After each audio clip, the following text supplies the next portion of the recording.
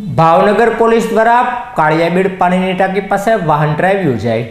Bhavnagar police દ્વારા કાળિયાબીડ પાણીની ટાંકી પાસે કારમાં લગાવેલી કાળી રિકપિનને હટાવવા માટેની સ્પેશિયલ ડ્રાઈવનું આયોજન કરવામાં આવ્યું હતું। આ ડ્રાઈવ અંતર્ગત કાળી કારમાં લગાવેલી રિફિલના કાર ચાલકોને રોકવામાં આવ્યા હતા। તેમની પાસેથી દંડની વસૂલાત કરી અને રિબિનને દૂર કરવામાં આવી હતી।